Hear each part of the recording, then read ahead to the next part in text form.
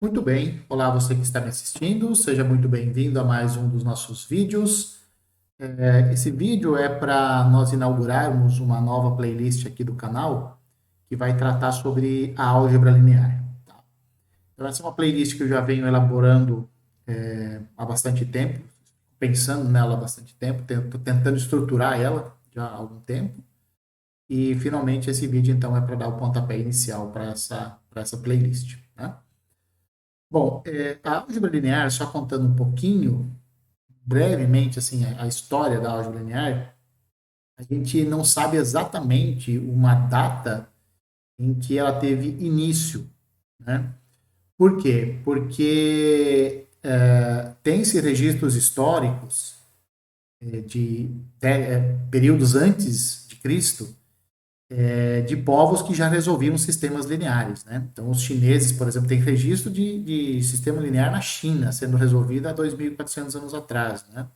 Mesopotâmia também, no Egito e tudo mais, né? Então, esses, vamos dizer assim, são os primórdios da álgebra linear. Tá? Porque, como a gente vai ver no decorrer do curso, muitos problemas da álgebra linear se resumem a resolver sistemas lineares. Tá? Bom, teve também grandes matemáticos conhecidos que deram grandes contribuições para o avanço da álgebra linear, né? E não dá para deixar de destacar o Descartes. Né? O Descartes, que deu origem ali à geometria analítica, né? Foi um dos primeiros caras, se é que não foi o primeiro, né?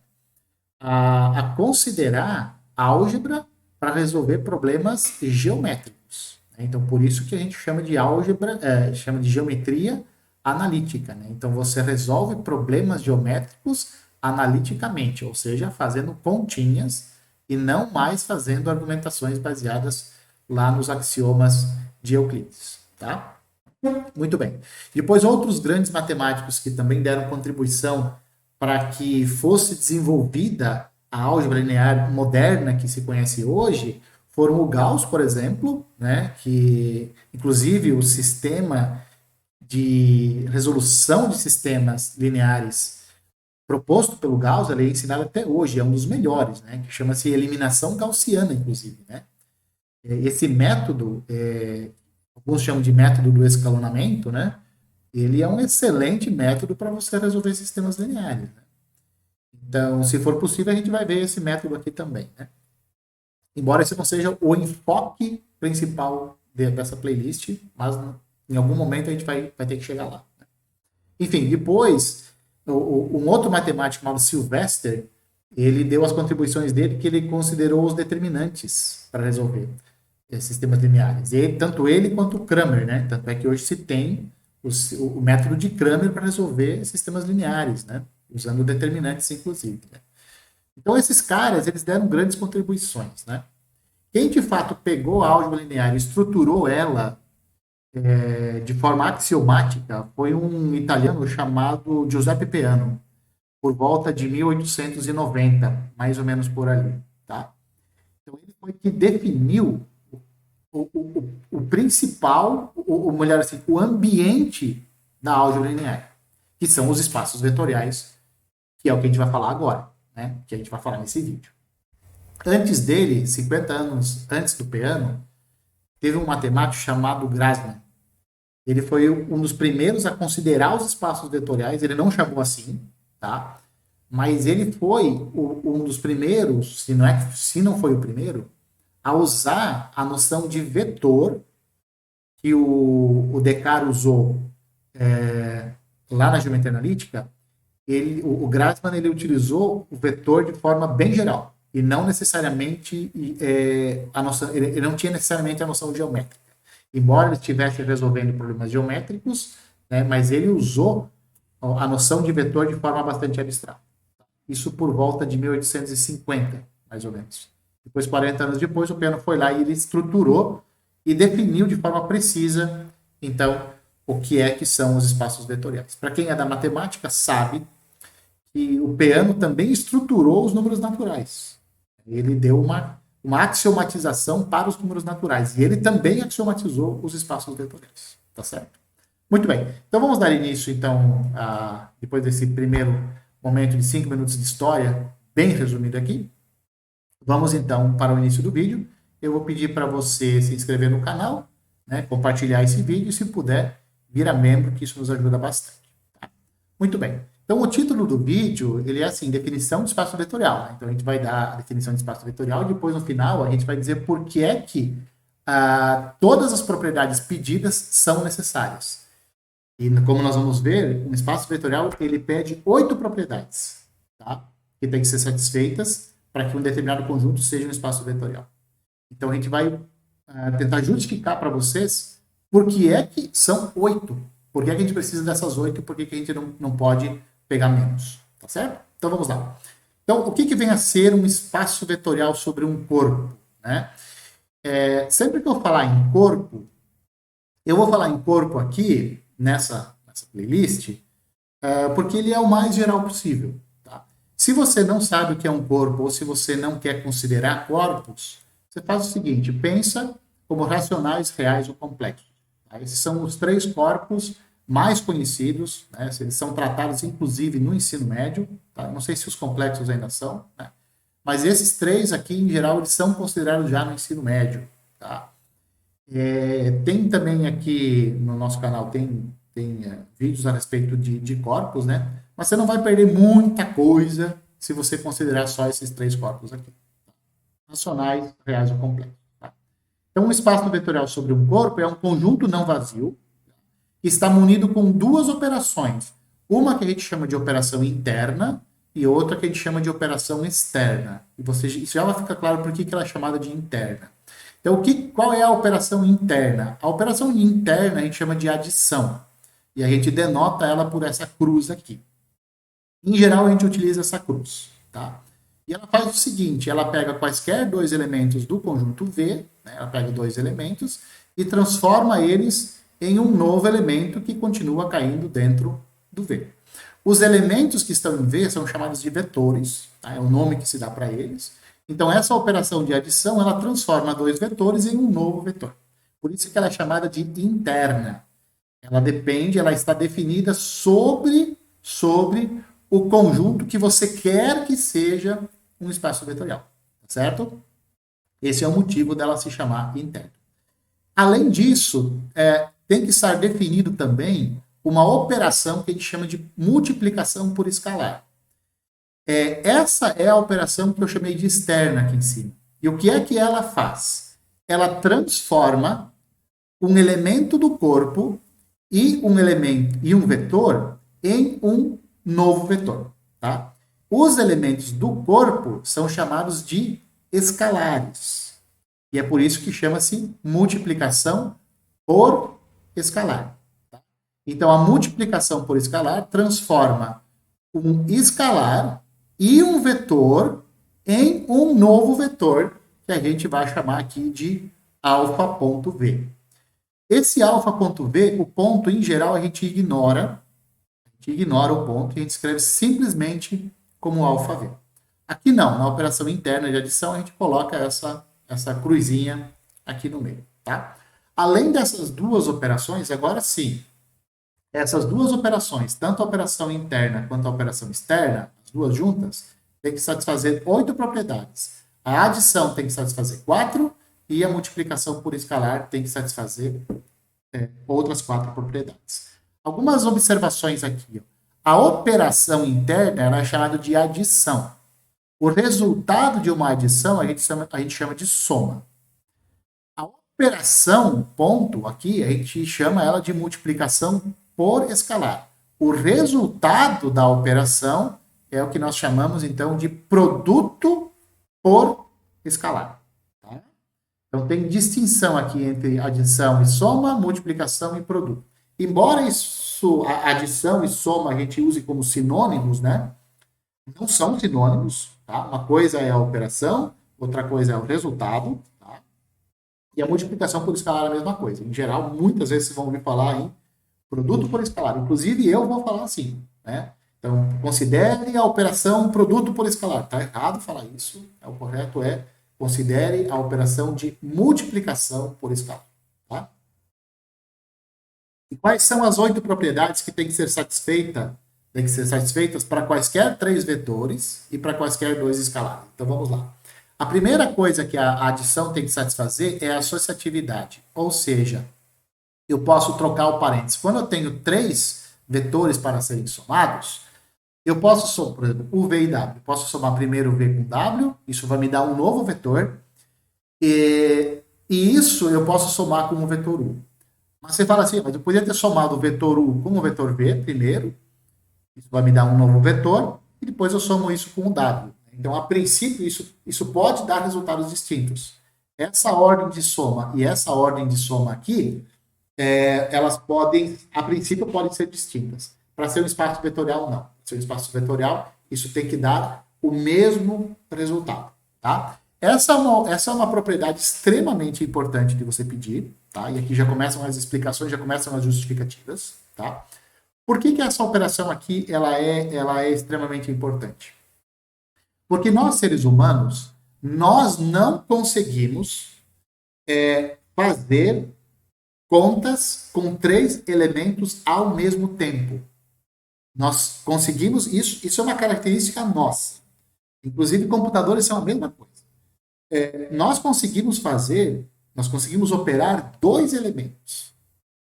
Operar três elementos ao mesmo tempo, nós não conseguimos.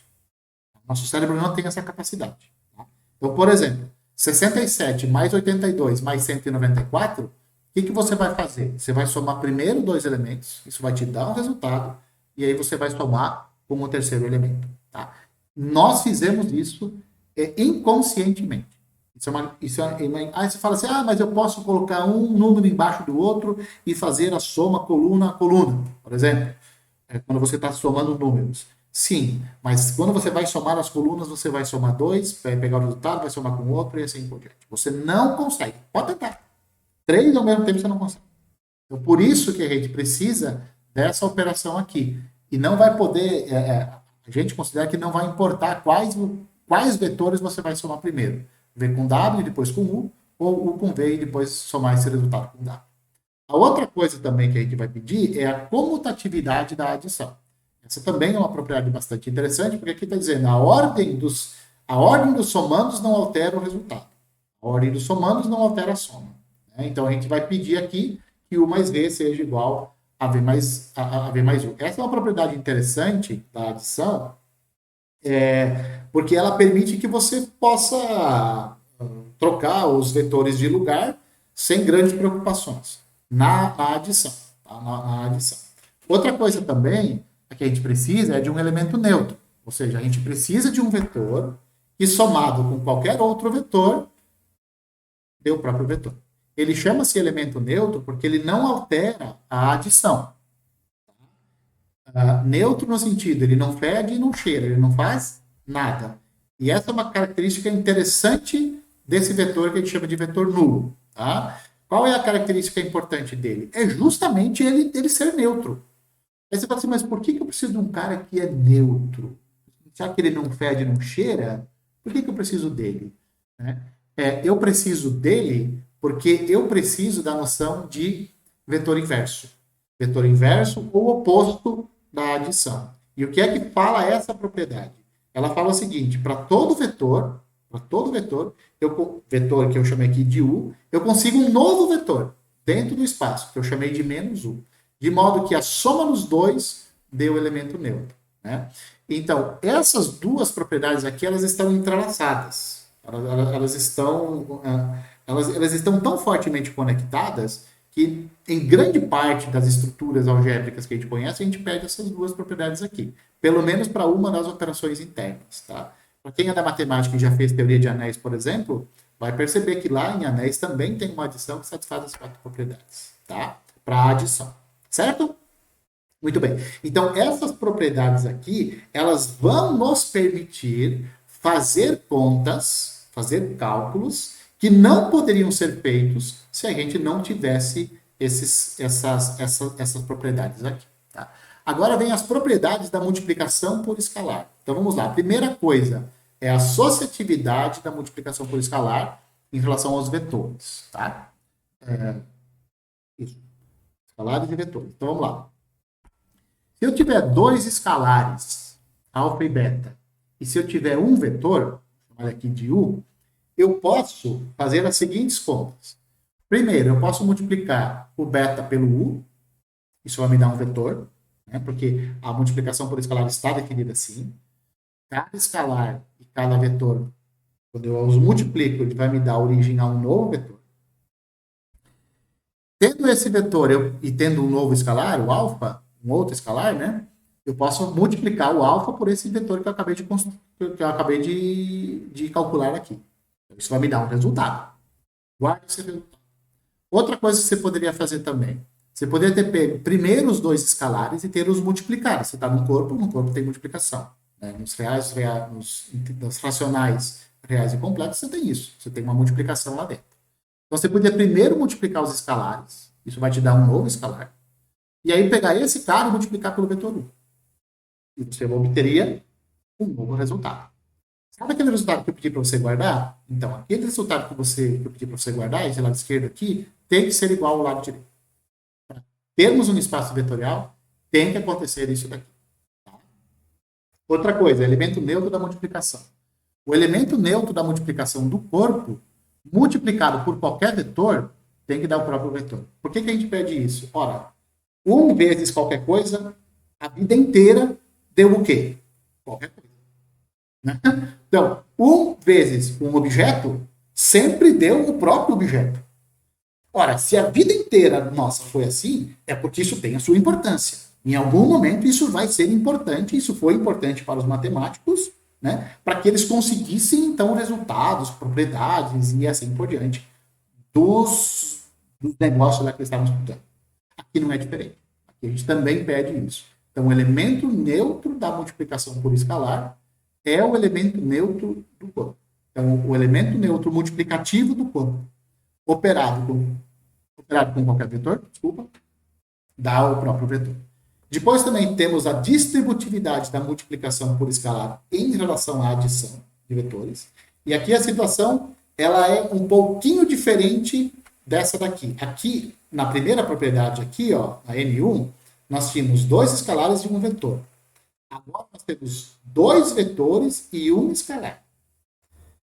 Se eu te dou 2 vetores e um escalar, você pode fazer as seguintes contas. Presta atenção, olha lá. Primeiro, você pode somar U com V, isso vai te dar um resultado, vai te dar um vetor. Você pode multiplicar ele pelo alfa. Isso vai te dar um vetor. Guarda esse vetor. Outra conta que você poderia ter feito. Você poderia ter pego o escalar, multiplicado pelo primeiro vetor, e você vai obter aqui um vetorzinho. Se você pegar o mesmo escalar e multiplicar pelo vetor V, você vai obter de novo um vetor. E você pode somar esses 2 últimos vetores que você obteve. Você vai obter um resultado. Esse resultado tem que ser igual ao resultado que eu pedi para você guardar, que é esse daqui. Né? Ou seja, você vai ter que poder distribuir os escalares sobre a adição de vetores. É por isso que chama-se distributividade aqui da multiplicação por escalar em relação à adição. Tá? Então, esse chuveirinho aqui tem que poder ser feito no seu conjunto, na sua operação, na sua adição e na sua multiplicação por escalar, para você ter um espaço vetorial. E, por fim, a oitava propriedade, né, que é a M4, é a distributividade da multiplicação por escalar em relação à adição por escalar. Isso, em relação à adição por escalar. Vamos lá. Agora a situação é a seguinte, eu te dou 2 escalares e te dou um vetor, parecida com a M1. Agora, em vez de você multiplicar os 2 escalares, você vai somar os 2 escalares. Então, você tem o alfa e o beta são escalares, você está num corpo, você pode somar eles. Pode ou não pode? Muito bem. Essa soma aqui vai te dar um escalar que você vai poder multiplicar pelo vetor 1. Isso vai te dar um resultado que eu vou pedir para você guardar ele. Outra coisa que você podia ter feito, você podia ter pego o escalar alfa multiplicado pelo vetor 1, vai te dar um vetor. Você podia ter pego o beta multiplicado pelo vetor 1, vai te dar de novo um vetor. E você pode somar esses 2 últimos vetores. Isso vai te dar um vetor. Né? Muito bem. Esse último vetor que você obteve aqui, por meio dessa soma, tem que ser igual àquele vetor que eu pedi para você guardar. Ou seja, você vai poder distribuir o vetor U sobre o alfa e sobre o beta. Essa é a ideia. Isso tem que ser satisfeito isso também tem que ser satisfeito para que o seu conjunto seja, então, um espaço vetorial. Tá certo? Muito bem. Chegando aqui, você fala assim, cara, é de ficar doido, né? Porque 8 propriedades, para eu ter um espaço vetorial, eu preciso de um conjunto não vazio, duas operações, uma interna e outra externa, uma adição e uma multiplicação por escalar, e além disso, eu preciso de 8 propriedades. 4 propriedades da adição e 4 propriedades da multiplicação por escalar. É edificador. Você fala, meu Deus do céu, né? Isso vai dar conta pra caramba que eu tenho que fazer para mostrar que um espaço e um conjunto é um espaço vetorial. A resposta é sim, você precisa mesmo. Tá? Não tem jeito. Então, vamos tentar justificar rapidamente aqui o porquê é que esses 4 vetores, esses 4 axiomas, né, essas 4 propriedades, elas são tão essenciais, né? O porquê que a gente pede elas?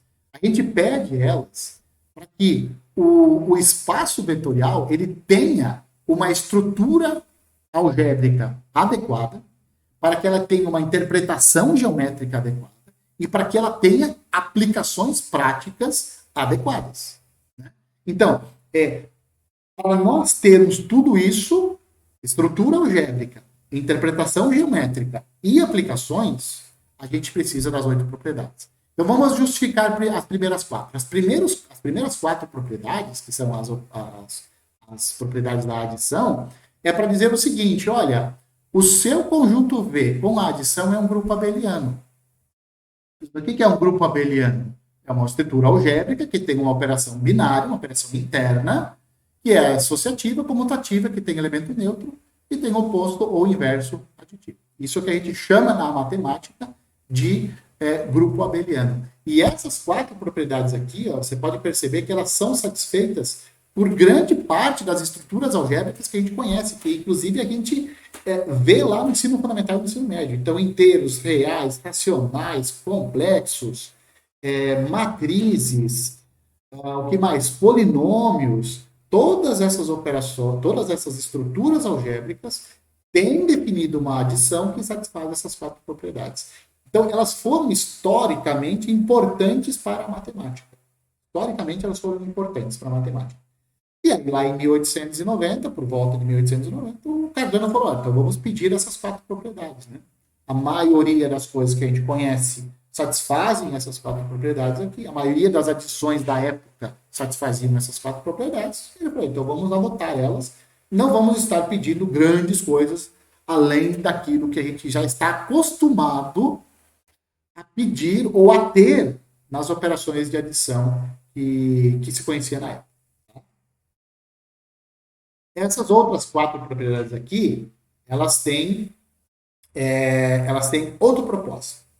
A M1 e a M2, elas garantem o quê? Que o produto por escalar tenha uma harmonia, eu chamo de harmonia, de conexão, elo, vínculo, com a operação de multiplicação por escalar. Ou seja, essas duas propriedades aqui, ó, elas conectam a multiplicação de escalares com a multiplicação entre escalares, né? A multiplicação entre escalares, a multiplicação no corpo e a multiplicação por escalar. Então, ela faz uma conexão, ela deixa elas amarradas. A gente pede assim, vocês têm que trabalhar juntos.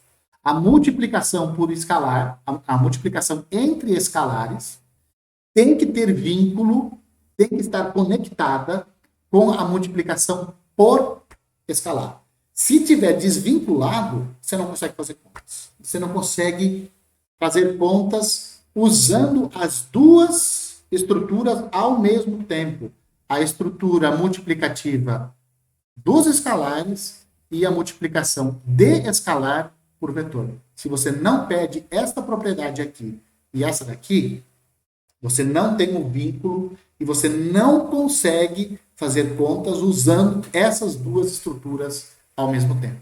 De forma análoga, os axiomas M3 e M4, elas garantem que tenha uma harmonia, uma conexão, um elo, um vínculo, um entrelaçamento entre a adição de vetores e a adição por escalar.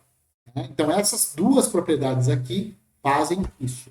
Então, aqui você tem a adição de vetores e aqui você tem a multiplicação por escalar. O que você está fazendo aqui? Você está entrelaçando elas. Você está falando assim, olha, vocês não trabalham de forma separada. Vocês não trabalham, vocês trabalham de forma harmônica. Você tem um entrelaçamento, tem uma conexão entre vocês. Qual é essa conexão? A conexão é essa distributividade aqui. Idem para a adição entre escalares e a multiplicação por escalar. Essas duas operações, a adição entre escalares e a multiplicação por escalar, estão vinculados via essa propriedade M4. Isso vai nos permitir fazer contas sem perceber que nós estamos usando essas propriedades. À medida que nós formos fazendo cálculos e cálculos e cálculos mais para frente, nós vamos usar essas propriedades aqui, nós nem vamos olhar para trás. Elas vão ser tão naturais, que você não vai nem mais se preocupar com elas. Então, é difícil de mostrar que um conjunto é um espaço vetorial. Essa é uma tarefa super difícil, você tem que mostrar 8 coisas. Mas uma vez tendo um espaço vetorial, você vai falar assim, putz, ainda bem que eu tenho 8 propriedades na definição, ainda bem que eu tenho 8 axiomas. Por que você vai falar isso? Meu amigo, você vai falar isso porque isso vai permitir que você tenha uma estrutura consistente no espaço vetorial. Isso vai permitir que a gente defina conceitos super importantes como combinações lineares, subespaços, base, dimensão e assim por diante. Tá? Todas essas propriedades elas são necessárias para que você faça as contas e você nem vai perceber que você está usando as propriedades. Elas são tão naturais. Fala a verdade. Se você olhar para essas 4 aqui, você vai olhar, putz, é verdade. Isso aqui é natural de você pedir. É natural você pedir essa associatividade aqui. É natural pedir que a multiplicação entre escalares tenha essa conexão com a multiplicação por escalar. Um escalar vezes qualquer vetor, putz, 1 vezes qualquer coisa sempre deu qualquer coisa. Uma cadeira sempre deu uma cadeira. Uma vez uma cadeira sempre deu uma cadeira. Uma vez uma maçã sempre deu uma maçã. Então aqui não pode ser diferente. Você tem que pedir isso. A distributividade a gente está acostumado. Distributividade da multiplicação em relação à adição a gente está acostumado. Então não é pedir grandes coisas. Aqui, distributividade da multiplicação por escalar em relação à adição de escalares também é uma coisa que você naturalmente pensa. Então, tudo isso justifica a necessidade de nós termos, então, as 8 propriedades para termos um espaço vetorial. Tá? Qual a importância do espaço vetorial? Da álgebra linear em geral. Né? Eu vou contar uma pequena história. Eu fui uma vez numa palestra de um professor bastante experiente da Unicamp. Ele trabalha com matemática aplicada em problemas reais. Não são aqueles problemas fictícios de aplicação que nós matemáticos inventamos. Não, ele pega um problema real. Então, por exemplo, sei lá, invasão de algas na costa do Rio de Janeiro. Ele foi lá, fez uma modelagem matemática para saber em quanto tempo o litoral inteiro estaria infestado por determinada alga. Então, ele fez lá os modelos, etc. E fez, então, a projeção do que aconteceria com a costa do Rio de Janeiro se uma determinada alga lá fosse trazida por navio, coisa do tipo. E esse é um problema real que o Rio de Janeiro estava tendo há um tempo atrás. Muito bem. Esse professor, que trabalha com problemas reais, falou o seguinte: nunca resolvi um problema sem utilizar a álgebra linear. Nunca resolvi um problema prático sem utilizar a álgebra linear. Eu já resolvi problema e não utilizei cálculo. Eu já resolvi problema sem utilizar espaço topológico, sem usar geometria, né? Um monte de coisa. Álgebra linear nunca. E sabe por quê? Porque a multiplicação por escalar, o que ela representa? Ela representa o seguinte: você está dando um peso para um determinado vetor. Então, quando você pega alfa e multiplica por v, você está dizendo assim, olha, aquele vetor v, ele tem um peso. Qual é o peso associado a ele? É alfa, é o escalar que está multiplicando. Então, essa é a principal justificativa de por que é que a álgebra linear é tão aplicada. Os escalares fazem o papel de peso em determinadas coisas. Então, por exemplo, você vai fazer uma prova, você vai fazer a média. Então, durante o semestre, você faz 3 avaliações, tem as 3 notas. O que o professor vai fazer depois? Vai somar as 3 notas e vai dividir por 3. Você vai te dar a média aritmética. Isso significa que ele pegou a primeira prova, multiplicou por 1/3, a segunda por 1/3 e a terceira por 1/3. Foi isso que ele fez. Então, o professor deu um peso para cada uma das 3 provas. O peso era o mesmo nesse caso, era 1/3. Mas ele podia dizer assim, olha, a primeira prova vai valer metade da nota. Ele podia ter feito isso. Ele podia dizer, a outra metade, a outra avaliação vai valer 30% da nota. E a terceira avaliação vai valer 20% da nota. Ele podia ter feito o contrário, né? Falar assim, olha, a primeira avaliação vai ter só peso 20% da nota. A segunda avaliação vai ter peso 30% e a última avaliação vai ter peso de 50% da nota. Ele poderia fazer isso. Ao somar essas 3, você vai ter a sua nota final. Né? Então, as avaliações elas teriam pesos diferentes. Uma teria peso 0,2, a outra 0,3 e a outra 0,5. Por exemplo, isso pode ser feito. Tá? Então, esses são alguns exemplos entre aspas, vetores em que a multiplicação por escalar significa o peso que cada vetor tem em uma determinada soma. Tá certo? Bom, eu já falei demais, já passou de 30 minutos. Era para ter sido um vídeo de 20. Mas como eu sempre falo demais, o vídeo ficou longo, né? Não tem jeito, eu sou assim mesmo, vocês já estão acostumados. Enquanto isso, um abraço a todos e eu espero que vocês me vejam nos próximos vídeos.